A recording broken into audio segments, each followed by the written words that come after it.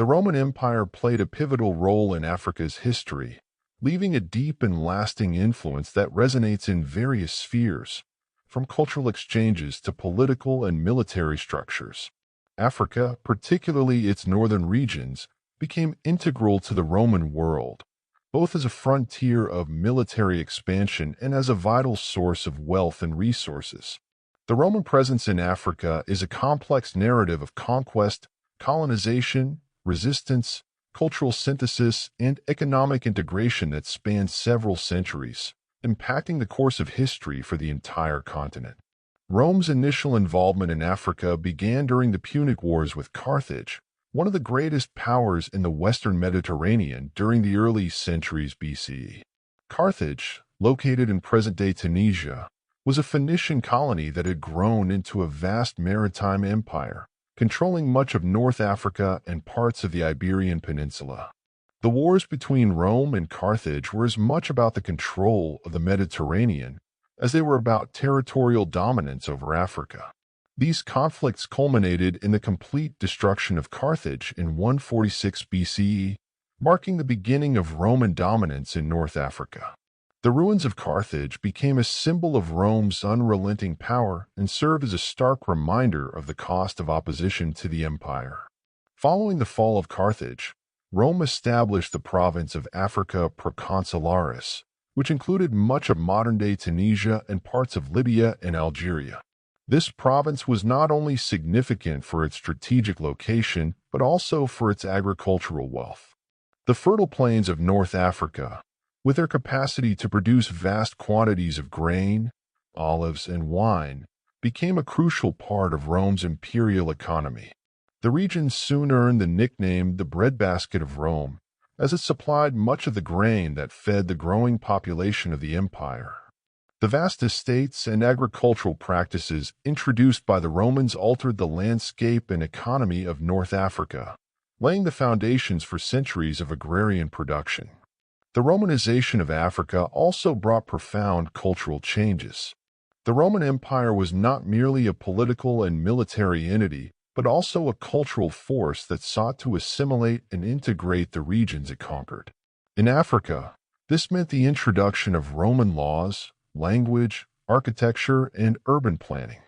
Roman cities such as Leptis Magna, Timgad, and Carthage were rebuilt as grand cities with temples, amphitheaters, forums, and baths, reflecting the grandeur of Roman civilization. These cities became centers of Roman culture and administration, where local elites were often integrated into the Roman system through citizenship and participation in the imperial bureaucracy. Latin became the language of administration and law, and over time, a significant portion of the population adopted Roman customs and practices. The Romanization process was especially evident among the urban elite, who embraced Roman lifestyles, including the wearing of Roman clothing, participation in Roman festivals, and the construction of Roman-style villas. However, the extent of Roman cultural influence varied across regions.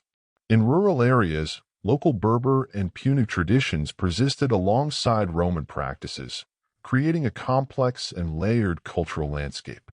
Roman Africa also played an important role in the early development of Christianity. North Africa became one of the earliest regions outside of the Near East to embrace the new faith.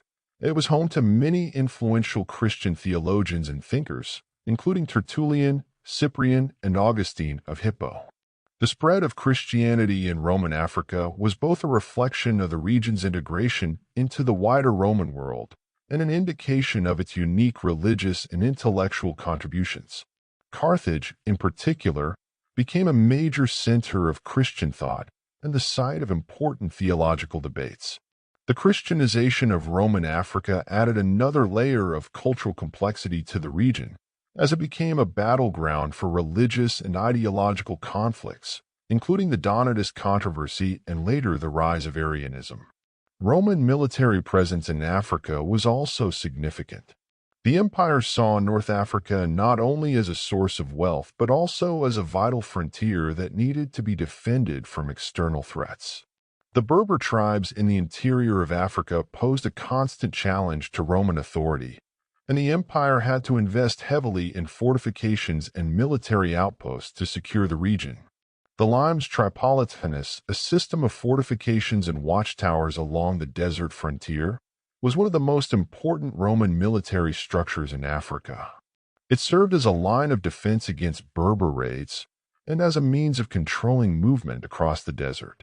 Throughout the centuries of Roman rule, there were frequent uprisings and revolts by local populations against Roman authority. The Berber tribes, in particular, maintained a fierce resistance to Roman encroachment on their territories. One of the most significant revolts was led by Tacfarinas, a Berber chieftain who waged a guerrilla war against the Roman authorities in the early 1st century CE. His rebellion lasted nearly a decade before it was finally crushed by Roman forces. The resistance of the Berbers highlights the limits of Roman control in Africa and the persistence of local identities and political structures despite centuries of Roman occupation. The fall of the Western Roman Empire in the 5th century CE had a profound impact on Roman Africa. The province of Africa, by this time one of the most Romanized regions of the empire, was among the last to fall to the so-called barbarian invasions. The Vandals, a Germanic tribe, crossed into Africa in 429 CE and swiftly conquered the Roman provinces, establishing their own kingdom with Carthage as its capital. The Vandal kingdom was short-lived, but it marked the beginning of the end of Roman rule in Africa. By the time the Byzantine Empire, the eastern continuation of the Roman Empire, reclaimed North Africa in the 6th century under Emperor Justinian, much of the region's Roman infrastructure had been damaged or neglected. Despite the decline of Roman political control, the legacy of Rome in Africa endured long after the fall of the empire. Roman cities, roads, aqueducts, and fortifications continued to shape the landscape of North Africa for centuries. The Roman legal system and administrative practices influenced the governance of the region even under subsequent rulers, including the Byzantines, Arabs, and later European colonial powers. The cultural and religious legacy of Roman Africa, particularly its role in the spread of Christianity, also persisted, with North Africa remaining a vital center of Christian thought and monasticism during the Byzantine period and beyond. The Roman Empire's role in Africa's history is, therefore, multifaceted and complex. It was a force of conquest and colonization, but also of cultural exchange and integration. Roman Africa was not a passive recipient of Roman culture, but an active participant in the wider imperial system, contributing its own resources, ideas, and traditions to the Roman world. The Roman presence in Africa reshaped the continent's history, influencing its political, economic, and cultural development for centuries. Even after the fall of the Roman Empire, the legacy of Rome in Africa continued to be felt, providing a foundation for the region's later historical developments. The Roman Empire's imprint on Africa, though often overshadowed by other periods of African history, remains a crucial chapter in the continent's long and diverse past.